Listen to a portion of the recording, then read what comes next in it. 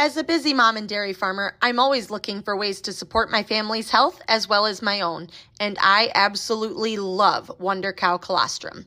It's packed with essential nutrients, great for supporting gut health, boosts immunity, and promotes overall wellness. Whether it's for me, my kids, or anyone looking to stay strong and healthy, Wonder Cow is my go-to daily supplement. I've been taking it for a year now, and it is irreplaceable in my daily routine. If you want to experience the amazing benefits of colostrum too, you can use my special code, DairyGalVal, at checkout for a discount. Give Wonder Cow a try, and you will definitely feel the difference. Hi, welcome to the Dairy Hour podcast, where rural charm meets personal growth. Join us as we milk every moment for wisdom, self-improvement, and mental wellness. I'm your host, Val Lavigne, a rural dairy farming mom with a passion for filling hearts while never forgetting to fill my own cup. Get ready for insightful conversations, empowering tips, and a splash of fun and laughs, of course. Let's cultivate growth, nourish our minds, and embrace the journey together. This is the Dairy Hour podcast, where every episode is a breath of fresh air and the inspiration you need to be your best self. Hello, everyone, and welcome to today's episode of the Dairy Hour podcast. I am your host, Val Lavigne, and I am joined today by the one and only Dairy Girl Fitness, Emily Schaapman, right? Yes, I know. I haven't decided yet how to introduce myself still. Well, if you're like me, I have been married for, almost 13 years, and some people still refer to me as my maiden name, and they're like, no, you'll just always be Valerie Brock to me. And I'm just like, okay, because sometimes it catches me off guard and I am like, wait a second, that's not my name. And I'm like, it used to be. It's fine. It's here.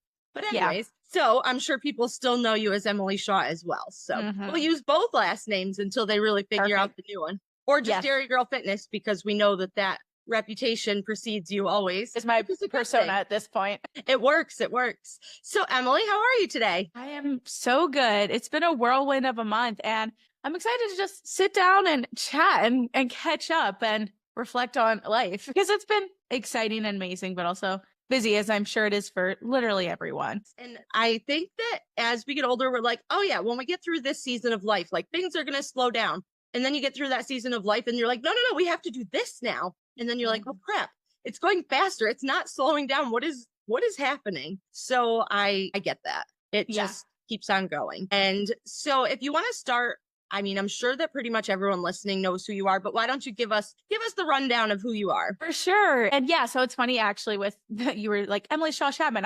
I got married 2 years ago and I haven't actually legally changed my name yet because it's so overwhelming. So that's beside the point. But you said that, I was like, well, it's funny because I'm still in an identity crisis at this point. But other than that, hi, I'm Emily. I grew up a Pennsylvania dairy girl, and I was just really born into the dairy industry, not directly on a farm, but my siblings and I always just grew up involved in youth organizations, showing dairy cows, involved in different dairy competitions like 4-H, FFA, dairy judging, dairy bowl, all the fun stuff. And so I just grew up with a huge passion for the dairy industry. And with that as well, since we weren't directly on the farm, we had some more time. So we played sports year round as well. And so from the get-go for me, like dairy promotion, talking about dairy, and also even how that ties into a healthy, active lifestyle and being active through different forms of exercise have always been a big part of my personality, whether I realized it or not at that point. And so then I graduated from Penn State in 2017 with a degree in ag business management and dairy science specialization. And this is where then I, at that point, thought, okay, my life will just pan out the way it's supposed to. But that's when it all started to get to the point of, what am I doing? I don't know what I'm doing, because I moved to Georgia to be with my now husband, which is currently back where I'm at. They have a dairy farm down here. And that's when I started to really get into this new transitional phase of life of wanting to be in dairy, of wanting to work in the promotion side, marketing side, whatever it may be. And for the life of me, I could not necessarily find a career that really aligned with what I wanted to be doing.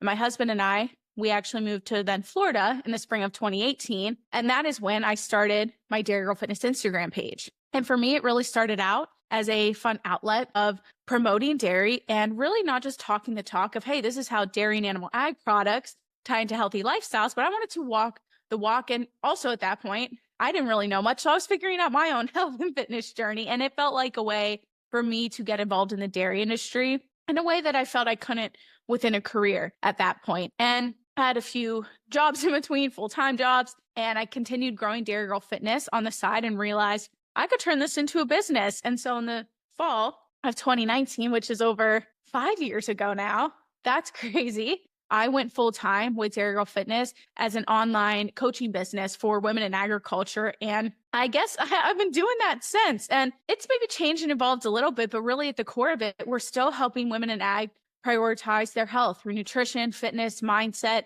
and really just learning how to make themselves a priority, as I know that's very hard for women in general, but especially in agriculture. Definitely. So I guess to the present, you guys just moved back to the farm a couple of weeks ago. Yes. So very exciting for you. Yeah. And you have another big change happening in your life. Very big change. Yeah. So I guess that's part of who I am now too. We lived in Florida for a while, 7 years. And then 2 weeks ago now, kind of March 11th, actually, it was on our wedding anniversary. Ruben and I moved back to Georgia to be on the dairy farm. We love dairy life, but also because, we have our first baby on the way. So we have a little, I like to call him Dairy Boy Fitness. He's on the way in June. So currently pregnant and going to become first-time parents this summer. And man, oh man, it's crazy because you get excited for it, you can kind of prepare, but you can't prepare until you're in it. So I can say whatever I want now, and then you could interview me in a couple months and I'll maybe be able to give a little bit of a different perspective on it, or I'll just be surviving and figuring it out day by day, which is what I'm sure happens always anyways. Yes. It always did blow my mind how there's no you could read whatever book you want. You can take whatever course you want until you're holding your own kid going, well, crap, what do I do now? Literally. And then you just figure it out. And it's amazing how we have such instincts as humans to just be like, well, this is what we need to do. Okay, this is what we do next. And it's bizarre, but it's so cool because especially my first pregnancy was twins. And people are always just like, well, how did you handle twins? I was like, well, first off, you don't have a choice. Too. You just kind of go with it. It's not like, oh, doc, sorry, I only wanted one. Could you put one back? I don't know. Literally. Maybe save it for a later date. I don't know. You just wing it and you figure it out. But yes, so taking home, I ended up with 2 little 5-pound babies. And I was like, I don't have siblings. I don't have anyone around me that had really had babies. And I was just like, okay, what do I do with this thing now? And babies hated me before I had children. Yeah, I'm not a big baby or kid person either. Thankfully, they put enough natural instinct into you that you're like, oh, it's cute. I'll keep it. It's fine. So, and then they give that baby and they're like, it's good. That's my mom. Life is good. So I'm hoping it kicks in for me because that's It'll what everyone kick in keeps saying. And I'm trusting that. And we have a good 100%. village. Yeah, we have a good village around us too. So I'm very blessed on that part. Yes, I too was very lucky with the community around me. And, we live right on the farm with my parents. My in-laws are 10 minutes away. And actually my mother-in-law she was a nurse in a pediatric doctor's office for her entire life. So before we'd go to the doctors, we would just call her and be like, hey, grandma, so here's the deal. What do we do? And about, 75% of the time she'd be like, no, just do this, this, and this. And we're like, super. Oh, that's handy. I love that for you. Yeah, because Google and TikTok and all of social media is a double-edged sword, definitely, because you can look up so much, which is great, but also overwhelming. I can't imagine doing it without being able to Google anything. You literally just had to figure it out. What did they do before Google? I don't understand. It's even funnier now that my kids are getting older and they're just like that's their answer. Well, look up how to do it on YouTube. Why don't you Google it? And I'm like, when I was a kid, you had to figure that crap out. Or they say how I'm super smart because I didn't have Chat GPT to help me write. Yeah, that too, right? Gosh, I know. We had to bum it back in the day. We had to hope it to the library and open real books. What the heck happened? I know. Shout out to the y'all and everyone before who had to do that because I know I was even spoiled on it and even more now. So I'm luckily I have a lot of resources available. Yes. No, you've got this. It's going to be great.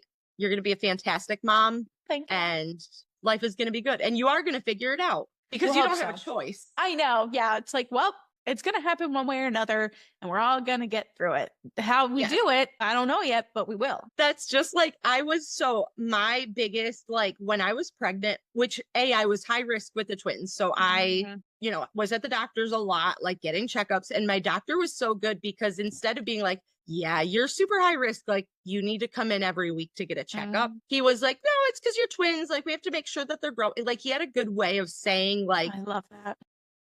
I have the panic instinct of like, oh my God, the world is going to come to an end. Like, oh my gosh. So he had a very calming like way about him, which was fantastic. And I was like, yep, the worst part is going to be giving birth to these things. Like that's going to be the worst part. And I was like, I'm going to panic. I'm going to freak out. Oh my gosh, I don't know what's going to go on. So let's rewind back to 2015, shall we? I was not due till October 20th and September 15th. I went and worked as a milk inspector in the morning and I felt kind of weird that day. Yeah. And I had to go pretty far from home. So I was like, Mom, can you ride with me today? Like, I just feel weird.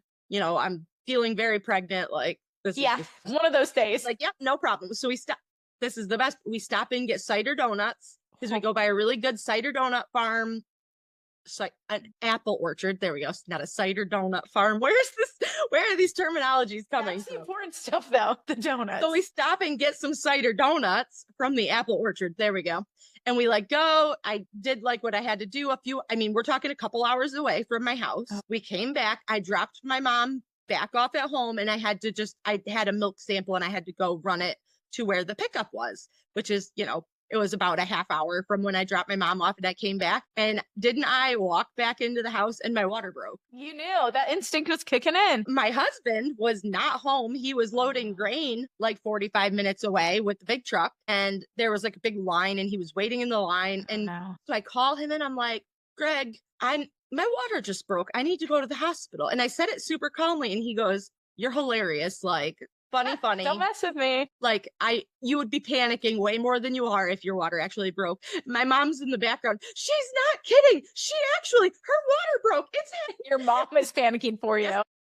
Greg is like, you're calm. And I was like, I think I'm all right. And he's like, okay, well, I guess I got to figure something out. So he told all the guys that were in line to like load grain prior. He's like, can I by any chance like butt the line? I need to load and get home because my wife is, going into labor with twins and I need to go to the hospital. And they're like, yeah, okay, you're making this up. And he's like, no, I'm not kidding. This is not something I'd lie about, guys. Well, he might be joking around about it. But anyways, he did get to the front of the line and a couple of guys that didn't know him were kind of mad about it, but they lived. They can listen to this podcast to know that it actually happened. I'm sure that this is exactly where they're at. Well, they need it. They need to listen to this probably. It actually happened. Do you remember almost 10 years ago? It actually happened. Literally. So Greg brought the truck home and like booked, my mom and I had already gone to the hospital or whatever. And Greg booked it down there and everything went well. That's awesome. We were watching Chopped on TV when it actually happened. So I love Food Network. My TV rotation is pretty much the Today Show and sports and Food Network. So yes. I feel that. We're big foodies. And I just remember because there's nothing on, through the middle of the night. I had them at like 3 a.m. Oh, there's nothing on at 3 a.m. Except there was Chopped reruns and we were like, this will do. Let's watch some Chopped. Hell yeah. So then we're like watching it and in between babies, because I did have them naturally, in between babies, we're all like just sitting there like waiting for me to come back into it and just watching Chopped, like hanging out. It's fine. There's babies coming. But anyways. Women are incredible. My gosh. Long story short, girl, you've got this. Yeah. That's also a thing of, okay, billions of women have done this before me. We've got this. We've got this. And I think I like to think I'm a chill person. I'm emotional, but not in a sense of maybe being scared. Yeah. I'm emotional. So I just know I'm going to cry. I already cry a lot. So I'm just going to cry probably a ton. Yeah. It's almost, I don't know. Yeah. It's exciting. It's an exciting thing of what it's all for. It's all happening for a reason. Yes. And it's just this weird calm that comes over you. So it's going to be fantastic. Like put you in your Zen space. Yes. I want to work on mindset a lot before then. We're close. I gotta kick my butt into gear. Just deadlift that baby right out. I was actually gonna do some deadlifts today, so we're working on it. That's funny. So one of my good friends that I go to the gym with here, she just had a baby in January and she would be doing like, when she was pregnant, she'd be doing like squats and stuff. And I was like, you be careful now. We don't need any babies. Like just caught the baby out. She's like, I'm practicing. Maybe I'll birth from the squatting position. I was like, yeah, because that would be handy. There's a lot of ways you can do it. That could be a new one with like bar on the back. Like, hey, we're pushing this guy out. Just really work on your breathing through that squat. You can do it. Yep. I know, it can all intertwine. And I love the fact that he's due in June as your little dairy fitness, Mr. Dairy Fitness. Yes. Doing Dairy Month. I mean, oh my gosh, I didn't even think of that. You know what I was thinking of? I know, my, I guess, single-minded pregnancy mom brain, what I was thinking of. So in Georgia, and of course, just the South in general, corn silage season starts sooner down here because it's much warmer. You can get 2 crops in. So corn silage season, typically they might start chopping around the 4th of July. So I know I grew up in Pennsylvania, so it's always like knee high by the 4th of July. Down here, it's like, okay, no, we're chopping it down 4th of July. So I was thinking of in my mind, because this is what people in ag have to think about, of, oh, I'll probably be able to go be out before corn silage season starts, which also maybe means I can, you know, get out of it a little bit because I'm going to be recovering postpartum. Sorry, newborn can't. Sorry. Yeah, like I just pushed out a baby. I literally can't, even if it's just sitting at the scale, but I'll also get him out before the brutal heat of a southern summer kicks in. But also, yeah, I didn't think of he's going to be a June Dairy Month baby. That's so exciting. That is truly perfect for him to be a Dairy Boy Fitness. Right, yes. And one of our good friends, she actually, Sarah Davis, who designed my logo years ago, she got a little Dairy Boy Fitness onesie. She made it herself and it's so funny. And I have a Dairy Mom Fitness shirt she made as well. So we can twin. Can't wait to see that. I'm sure that it's going to be on Instagram, so I will be waiting for that picture. Oh yeah, that's going to be his introduction post, probably. Just kidding, but it's very cute.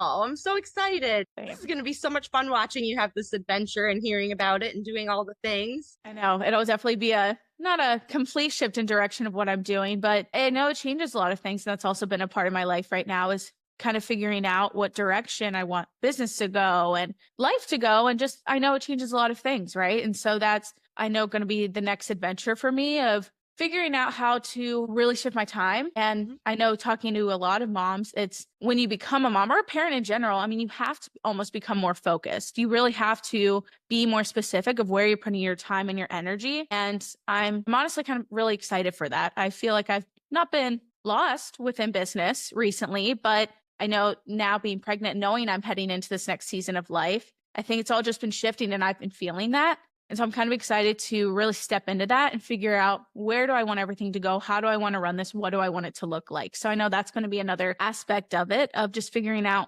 becoming a mom, but also keeping a part of myself and the passions that I really enjoy. 100%. And I think that a lot of people lose themselves when they do have kids. And that's something that I worked really hard, because I was like you, like I wasn't sure if the kid thing was really going to be, do you know what I mean? Like you kind of are just like, what am I going to do after?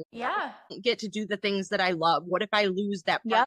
So that was always something, especially with having twins too, because twins don't pick up and carry quite like one does. It's a lot more work. Your arms are like both full instead of just one. So you got like, you're strapped down. But that was one thing that I was like, I am not going to give up. And I mean, people can argue with me, come at me. I don't care. Like, whatever. We're all our own people. But I always knew I needed to keep, like, ride horses and barrel race in my spare time. So cool. Quote unquote spare time. But like that is a part of me. And that's a part of me I'm not willing to give up. Like some people will literally just like they'll be like, I'm having a baby. They sell all of their stuff. And then maybe they get back into it, or maybe they don't. It's not something that you like, well, unless you have lots and lots of money, it's not something that you can just like snap your fingers and be like, we're back. Like, my kid is now 18. I'm back barrel racing again. It doesn't work like that. And I was like, I'm not giving up all of this that I've worked on, you know, for so long. It's a part of me, and it's where I go for that peace and calming. And just when I need some time to myself, that's what I want to go do. I want to go ride my horse. I want to just forget about everything else and chill. And, you know, that's my me time, and I need that. And that was definitely one of the things becoming a mom that I was not willing to negotiate. It changed a little bit, yes, but that was never a negotiable point for me. Yeah, I think it's so important to be able to have that, as it's even something I focus on within Dairy Girl Fitness for women, right? Of you have to fill your cup as well in whatever way that looks like. Like you said, knowing that it's going to change, But in some capacity, you have to be a priority if you want to show up in the best way for the things and the people you love. And again, I know that's going to change. And I know the balance of things and the prioritization of things will change. But I know I'm going to be a happier, more confident, more present mom if I'm still able to do other things I love. Because I know I'm going to love being a mom and taking care of my family, but you still have to have something for you. And I try to give, new moms, people that are going to become a mom, I try to give them that advice. And it breaks my heart seeing some of these people that they literally just give everything that they have to their kids. But then what happens when the kids grow up and move out? Yep, that too. We forget that, not forget, but they're here forever, but not in the same capacity forever. 100%. You had said something on social media. I hope it's okay that I'm obviously bringing this up. You had said something a couple weeks ago about how to maintain that relationship with your spouse after children. And again, taking that time, spending time with your spouse outside of the children, I think is so important because again, the kids grow up. Your spouse is still going to be there. If you have not nurtured the relationship with your spouse for 18 years and the kids move out, where does that leave you? And I'm no specialist, but I'm guessing that that's probably how a lot of divorces and separations happen, is because when those kids become independent and then it's just you and your husband left, if you don't have a relationship to fall back on or that friendship even with your spouse, you're complete strangers. And sometimes that's not something that you can just all of a sudden overcome and be like, you can't just flip a switch and have your old relationship back. So I definitely am one that believes you have to put your spouse is your number one. Yep. You're always going to have that person. They're always going to live with you. Your kids are your number one also, but they're number one in a different capacity. As they're going to be raised, they're going to go off and have their own families eventually. And you need to be able to fall back on that spouse. So what other tips did you learn while you put that little post out there? Because that's kind of the gist of what I put out. Yeah. So for anyone who maybe hasn't seen this Instagram reel, and I'm sure most people experience this, and maybe some don't think about it ahead of time, but I feel like most do, is it's crazy feeling, especially with your first pregnancy, and I'm sure the ones after, of being so excited to head into this new chapter of life and welcome a combination of you and your partner into the world. I mean, it's crazy, right? We literally created life, and that's so exciting. But it's also then the feeling of being nervous and scared even of letting go of your current relationship. I mean, Ruben and I have been together 11 years. We've known each other longer and, we're best friends. And so knowing that dynamic is going to completely change, it's again, exciting, but also scary. And luckily we have a really solid foundation, but there was so much good advice in the comments. Cause I just asked ladies, hey, what do you focus on? Communication was a big one of just no matter what, communicate with each other, the good, the bad, the ugly, make that time every week, whether it's 10 minutes, whether it's an hour. I know not everyone has a village around them to go out on date nights or whatever it may be. So no matter what, always making sure you're communicating, being open with each other. And a lot of it kind of to what, like you said, is making sure you're still prioritizing each other, because no matter what, you are the team, you are the unit of that family, and the kids eventually are going to go off on their own, but ultimately at the end of the day, it's going to be the two of you. And so that was a really big one. Just even saying out loud, probably in the moments of where you literally want to throw your head against a wall. Okay, we're a team. We might hate each other at this exact moment. We're a team. We've got this. We are on the same side with this. Let's remember that when you're feeling really tired, run down, frustrated. And then another one kind of tying into all of it. But again, was just really continuing to kind of date each other and make that time for each other when you can. So again, luckily we have Ruben's family surrounding us. Literally, it's almost like a family compound at this point, which is so fun because I love his family. But that'll be a blessing to be able to pop the baby on over to maybe the grandparents or the aunt and uncle and really make that time for each other. But people said, again, in whatever capacity that looks like, if it's the end of the night, if it's spending quiet time in the morning together, just making sure you are validating each other and each other feels seen. And so I'm really looking forward to still making sure we do that. And I think we have some pretty good communication already, but I know different feelings can come up. So just making sure we can share those feelings in a way of just being honest rather than trying to tear the other one down. Love it. Very important. And I know, like you talked about, still having quote unquote date night. And I know you now live in an area with way less conveniences than you're used to. Way less. Another really awesome mom that I follow on Instagram, she will actually and they have 4 kids. She'll feed the kids like their dinner, put them to bed, and then her and her husband DoorDash and have like a date night. They'll DoorDash like fancier meals and have a date night and do the thing. And she always does talk about how like you still have to have that relationship. You still have to be there for one another. And like you said, remembering that you're playing on the same team. You have to work together. You have to have that teammate, mentality. Yeah, that was a big one. And one that I just feel, it can be helpful to say out loud very often. I'm sure when you're in the trenches of it all. Yes. Sometimes you need that like stark reminder because you're just like, wait a second, let's step back, put myself over here for a second, look in at the situation and say, wait a second, what's going on? Mm-hmm. Even, I hate to say this out loud, but sometimes you have to admit that you're wrong and that's the worst. Yes. Yeah. It's like, thankfully my husband doesn't usually listen to this podcast, so he won't hear me say this because I don't admit it to him. No, nobody tell him. Don't say a thing. Yeah, remembering, okay, if we are arguing or if one of us is trying to prove the other right, ultimately it's asking like, what are we trying to achieve with this right now? I mean, if someone was in the wrong, yes, but otherwise, if you're just in a petty argument because you're both tired, have no sleep, whatever it may be, it's like, wait, what is the end outcome of this? And does that benefit either of us right now? Probably not. Yeah. Sometimes you just gotta eat your ego and call it a day. Yep. Yeah. It's terrible. I'm always right. Just so you know, when Greg and I have spats, like I am always right because that's the way it goes. Yeah. Hey, have you said in case he does listen to this, I'm always right. You gotta know your dynamic and where each one stands. And sometimes, thankfully, he's so laid back because I'm not laid back, and I'm laid back about a lot of things, but some things I just am not. I'm a winner, not a loser. I'm not losing this fight. You got the competitive. I will stand up till the bitter end. It's like you gotta yin and yang in a relationship, right? Oh, 100%. That's definitely our personalities. I feel like that's Ruben and I opposite.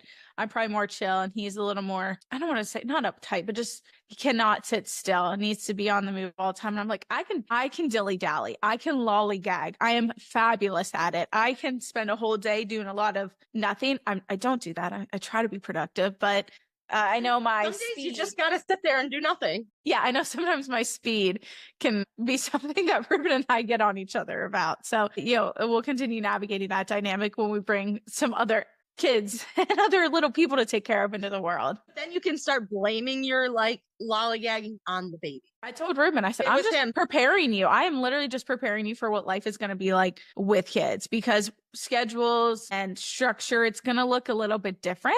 I'm just preparing you to grow that patience. Big kid, little kid. Yes. Yeah. The children. It's fine. I feel like a kid still.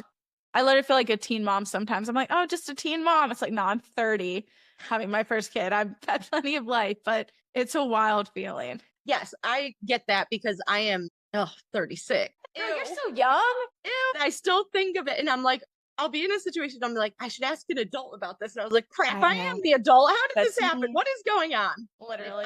Sign up for this. I would like to be able to, it's like Who Wants to Be a Millionaire? Can I phone a friend, like an adult, somebody that has more like in the game than I do? But it's funny because when you're kids, gosh, 36, man, you've got your life together. Like you've got it made. I know. And I'm like, no, I do not have my life together. I am like a herding cats. I don't know what's going on. I just wing it from day to day and call it good. Yeah, pretty much. So for anyone who's younger, you do not get it together by 36. I don't know if you ever get it together. Does anyone ever get it together? Like, if you're listening, please let me know. Is there ever a point in your life where it's together? Yeah, I feel like that's the beauty of, social media can suck sometimes, of course, and it can be a black hole that you fall into. But I do think it's really nice to see not even just parents, but anyone and everyone just being more open and realistic of we are all just figuring it out. We are all just winging it. And I know very often, again, social media can feel like a highlight reel, and that's what many people use it as. But then often many people will share the real side of things of we are all just navigating this day by day, whatever stage of life you're in, whatever you're focusing on, it's okay to not have it all figured out because sometimes, even it's like thinking to yourself or you'll see other older people talking about it. Like, what do I want to be when I grow up? And I think that's the beauty of more of our generation, just starting to be okay with knowing that you can evolve and change careers, change paths, and do it much more often and not have to feel guilty about that. And I think people and women, especially, just talking more about that allows you to, it's just a lot. It gives you almost, I can't think of the word. It gives you permission. That's the word. Yeah. To be able to do these things of just trying out all these different paths. I know I can't just like try out being a mom, but again, you can try out different avenues of creative outlets when you are a mom, and just being able to navigate it all. I think it's really awesome to know that, yeah, we're all just kind of winging it out here, no matter the age. We're all just figuring out, what do we want to do next? And the world is changing so fast around us that I think that if you did actually figure it out within a year or two, things change so much that like all of a sudden, guess what? Curveball, here you go. It's not figured out. Try again, like go a different direction. Literally. We're like hamsters stuck in the maze, like just going along. We don't know where we're actually going. Yeah, that's how I kind of feel right now. But you've got it. You'll find, well, at one point in your maze, you will pick up a baby and then you'll be like, oh, okay, this is the direction I'm supposed to go. Yeah, just always having I think of working to be content with where you're at, but also working to never, settle. But it's that balance of, okay, I always want to challenge myself, but also I want to make sure that I can be present in the here and now. Yes. And always changing, always looking for ways to be better is so important. Yep. And I feel like that's a good way to keep your life from getting stagnant is Yes. by, keeping yourself open to different things because, it must be such a boring life to just do the same thing every day for your entire life. Yep. I can't do Yeah. that. I know. My And ADHD would not tolerate that. I think also now that I've been working for myself for quite a while, I've learned that I do enjoy being able to have some flexibility. I could definitely be better with structure and better at not procrastinating. But yeah, I think there is beauty of everyone realizing now that you can truly kind of do whatever you want and make it work. And I think it's also wonderful to see that in agriculture as well, as I know a lot of agriculture is still it has to be structured, right? Like it's labor intensive, it's time intensive. That's just part of it. But also seeing all the different generations being willing to try out different things and get out there more and travel and experience new opportunities. I think it's really awesome to see more people do that within agriculture too. Definitely. Agriculture. And I love to look back and, I'm only 36. So I love to look back. So much time. I know. I love to look back though and just see how much the stigmas in agriculture have changed. Yeah. As just since I've graduated college, how much is different. Like when I graduated college and I went and worked as an assistant herds person for a little while. And then I became a milk inspector. And at that point in time, like you didn't see a lot of female milk inspectors and a lot of like old style farmers, they weren't necessarily nice. Like, what are you doing here? They're like, you're young, you're not qualified. Like you're a woman, you're not qualified, like all this stuff. And some of them never changed. And some of them were like, oh, you do know what you're talking about. And if you don't know what you're talking about, you go and figure it out. Mm-hmm. And then you're good. Like you learned, you came back with the right information, like it's working. And just a lot of that. And another like stigma in agriculture that has changed so much is, getting off the farm, doing things that are not just tying you to the farm, because that is one of those things which my mom, I give her a ton of credit in that mindset within me. Sure, when I was a kid and my parents are first generation farmers and they worked their butts off to have that farm, but you have to be able to get away sometimes because you don't get to explore the great big outside world if you don't leave the farm. Yeah. And it's so good for your mental health to just take a break, be able to travel, be able to see different things. And hey, if it works for you, you travel and you go see other farms because that's your vacation. And that's fine too, but you still need to like explore the outside world and you never know what you're going to pick up from, visiting somebody else or just getting away from the farm, clearing your mind, doing the things. And I feel like when I was a kid, that was like not a thing. Like, you're a dairy farmer. You literally work 365 days a year. You don't leave the farm. If you leave the farm, you're a bad farmer. How could you do such a thing? And now, I mean, even just with traveling to different boards, things like that, having such a good support team on the farm is great. And, being able to do these things, but I'm broadening my horizons. I'm keeping myself sharp because my brain doesn't stop fast enough. So if I'm sitting at the farm all the time, my brain is not getting exercised. So I get very stagnant and bored, and I love to go out and get new ideas and talk to different people, do something different. That's definitely an exciting thing. I completely agree. And I know, again, every operation is different based on the size or the amount of labor you have, the type of help. And maybe sometimes in certain seasons, you are kind of strapped to the farm. But I think a lot of us are moving past wearing burnout like a badge of honor, because there's nothing good about that. Or if you see someone traveling or an older farmer commenting on it, like, well, I haven't taken a day off in years. And it's like, that sucks. Why not? And again, I know there's different circumstances to every operation, but I think it is so important and crucial that we are continuing to move past that stigma, as I know mental health is a huge aspect of farming that can really negatively impact people, and more people are being open about it. And being able to take that time for yourself and get off the farm in whatever capacity is so important for your mental and physical health. And even if people want to talk crap about it or still kind of be in that old school mentality, it's so important to make yourself a priority in whatever capacity that looks like. And like you said, it does broaden your horizons. I think we can all get very caught up in our own little bubbles, and agriculture, the amount of people involved continues to shrink. And if we want it to continue to be around, I mean, to always be around, right? There's always food and clothes. But if we want people to get involved and we want new people in the younger generation to get involved, we have to be willing to get out there and network and connect and show that this is something that the younger generation should want to get into. Because now that there are so many flexible jobs and careers out there, it's like, okay, yeah, what is intriguing about this? If you don't grow up in it, it can be hard to make it seem almost enticing. So I think being able to show that, it's a ton of hard work, but there are opportunities to expand your horizons and get involved in different ways is so, so important, to make sure we get out of our own bubble and are willing to learn about different perspectives, different opinions, different technologies, and even different types of agriculture. 100%. And that's, again, I go back to like my mom and that mentality of, you have to be able to go do different things. Yep.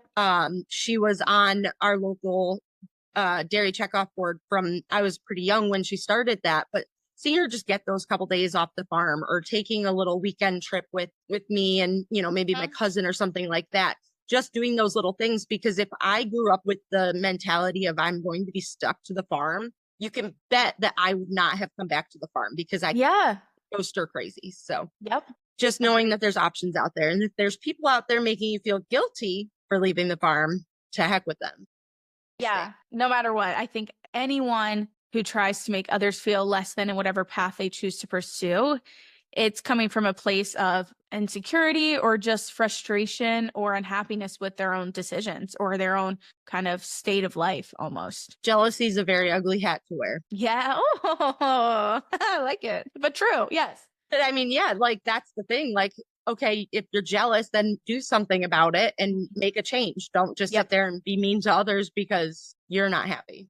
So. Yeah. And it's very easy to do that now with social media. So it's so important to be able to expand your horizons, but, stay in your own lane and sometimes turn the blinders on to what the haters have to say. With the haters. Yes. No one needs them. Agreed.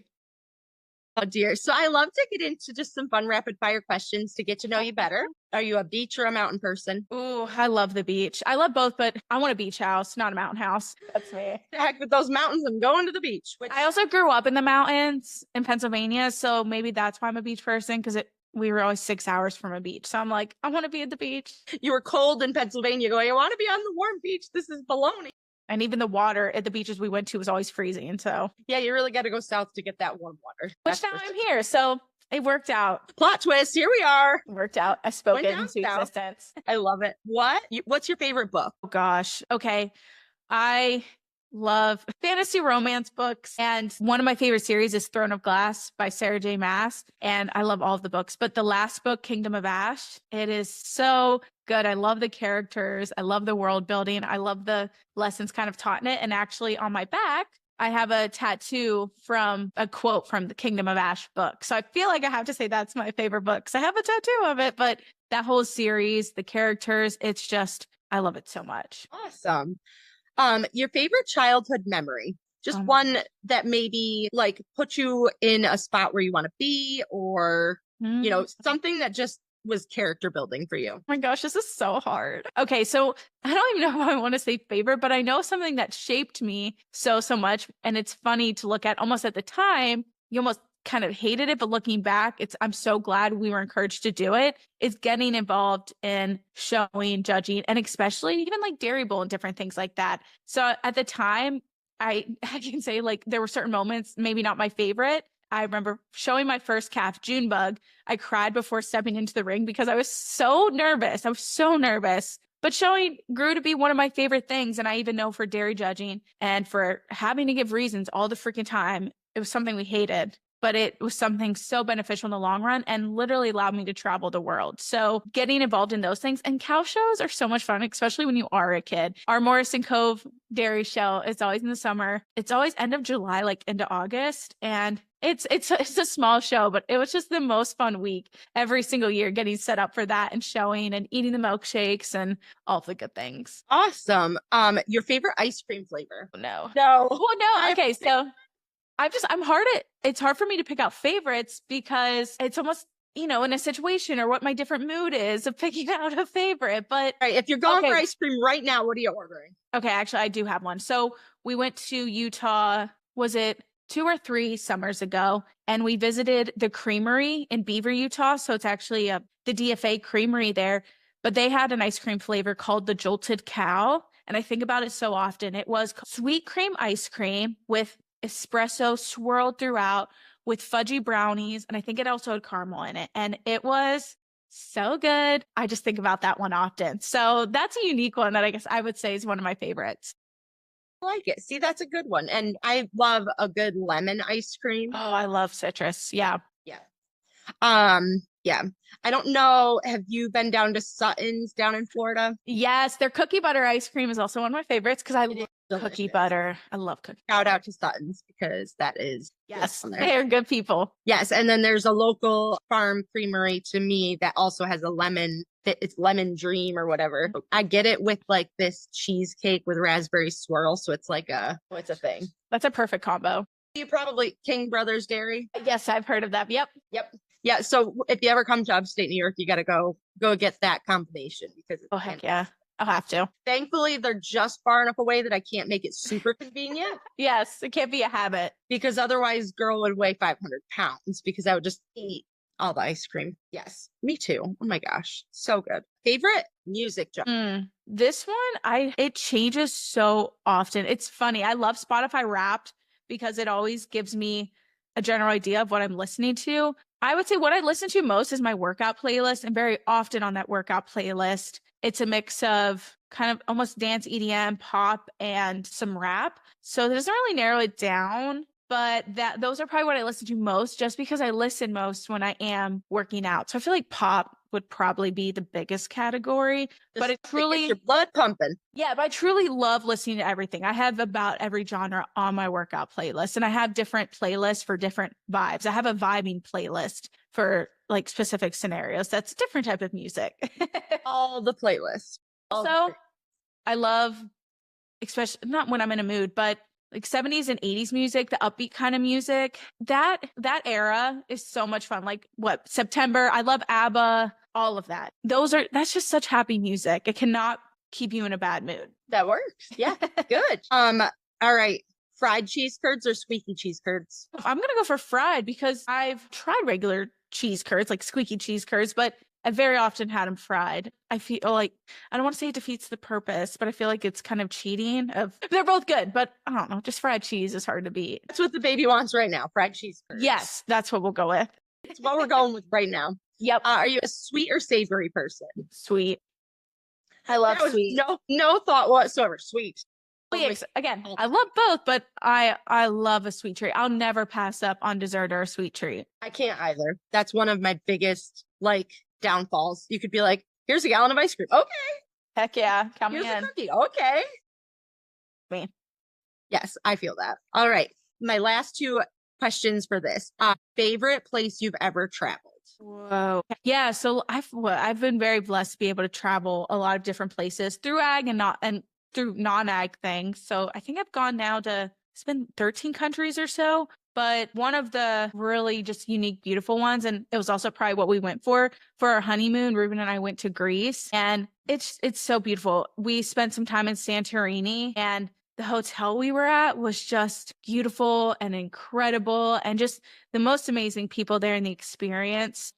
I would say Santorini, it did live up to the hype. It was absolutely beautiful. And another fun one was gosh, 10 years ago, even now over 10 years ago, I traveled to, it was Scotland, England, and Ireland with 4-H judging. And that was so much fun because we got to travel for 2 weeks and see the beautiful scenery and the countryside.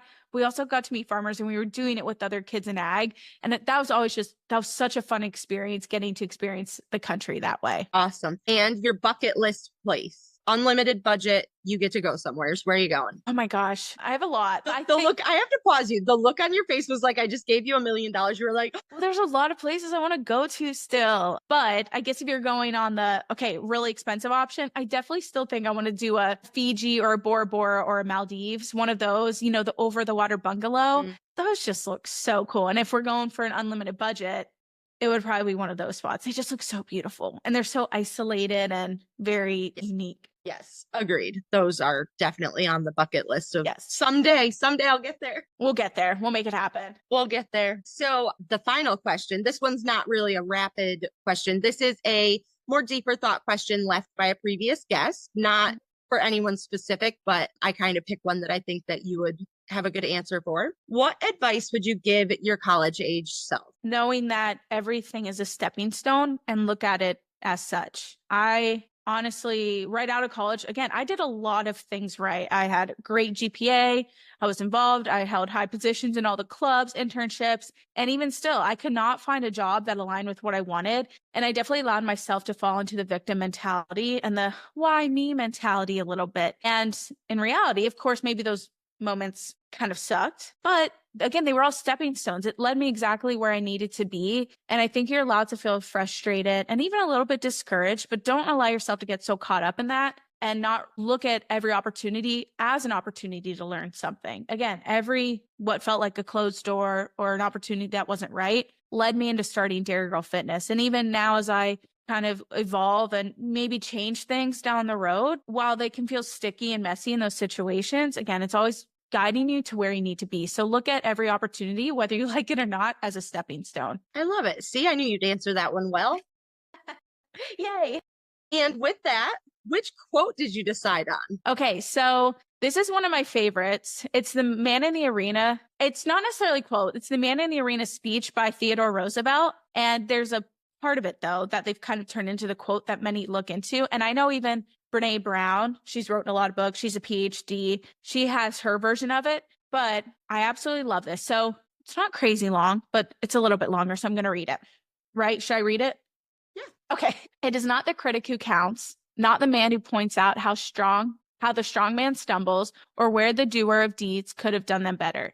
The credit belongs to the man who is actually in the arena, whose face is marred by dust and sweat and blood, who strives valiantly, who errs, who comes short again and again because there's no effort without error and shortcoming, but who does actually strive to do the deeds, who knows great enthusiasms, the great devotions, who spends himself in a worthy cause, who at the best knows, in the end, the triumph of high achievement, and who at the worst, if he fails, at least fails while daring greatly, so that his place shall never be with those cold and timid souls who neither know victory nor defeat. Awesome. And why does that quote speak to you? I think it sticks with me because, again, we often can feel stuck, but ultimately we are in charge of what we do with life, and we can take full responsibility to really chase the things that excite us. And it might feel scary. And like in this quote, you may fail, but I think that's always better than looking back and regretting and wondering what could have happened if I took that chance. And so often many of us don't take the chances because we're scared of what others may think or what people choose to say or the critics, right? But another quote of mine kind of tying into that is,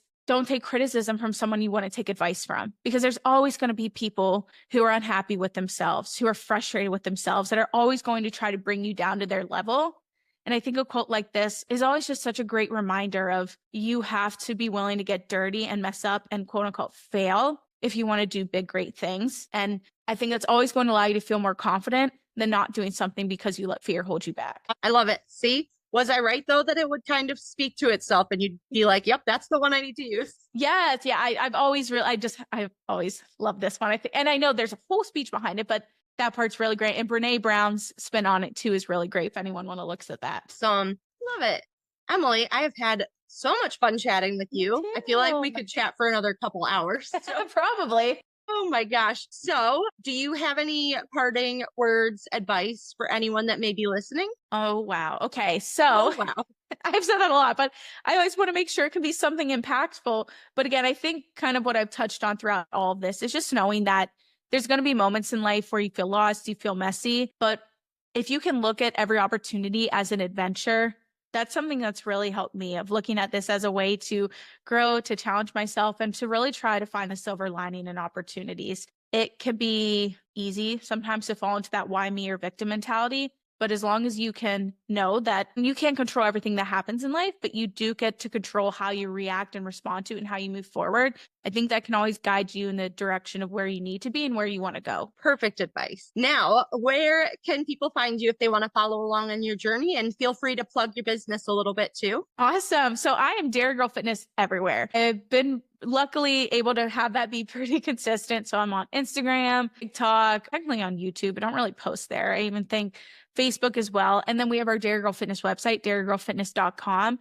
And this is where I post a lot about fitness, nutrition, about health, specifically more towards women in ag, but this can be things that benefits anyone and everyone. And we really just enjoy getting to work with women who have struggled to make themselves a priority, but want to make their health a priority in a way that feels realistic, that feels maintainable, and doesn't feel like they have to flip their entire life upside down. We know that women wear a lot of different hats and have a lot of different responsibilities. And we want to continue to help women find a way to feel like health can be a realistic and enjoyable part of their life. So that's really what we focus on with Dairy Girl Fitness. We have one-on-one coaching, group coaching, and I'm also working on creating a new sort of membership that's going to be a bit more flexible and way more affordable. And I really want to create, again, more community and more space here for women in ag to connect and prioritize themselves. Awesome. And also, you have a podcast as well? Yes. So Cowgirl Talk, it's my sister and I, and it's almost like Becca and I catching up each week because, of course, we don't live near each other. And so it's a really fun way for Becca and I to get to connect. But also, we do try to touch on some really fun, impactful topics revolving around just life, around agriculture, around food, career, relationships, whatever it may be, and try to put our spin on it. We're not the experts, of course, in anything, but we try to put our perspectives on things and just have some really fun conversations around that. And I just did an episode with your sister a few weeks ago. Yes. So if you guys are listening and want to check out the episode with Beck, go back a few weeks and check out that awesome podcast. And awesome. Thank you so much for joining me today, Emily. I had an absolute blast chatting with you, and I can't wait to see you crush it as a mom and do all the things because you're going to do awesome and it's going to be great. And you are going to figure it out as it happens. You just kind of know in the moment, but awesome. Thank you all so much for listening today. I really appreciate it. And please leave a review, share with a friend, tag your friends if you think that they would benefit from listening to this episode. And we will talk to you next week. Thank you. Hey, Dairy Hour listeners, if you're enjoying this show, leaving a review is the best way to help us grow and reach more people. Plus, I've got a little thank you for you. Snap a screenshot of your review, message it to me at DairyGalVal, and I will be sure to send some fun Dairy Hour stickers your way. Thanks for supporting the podcast, and I cannot wait to mail you some swag.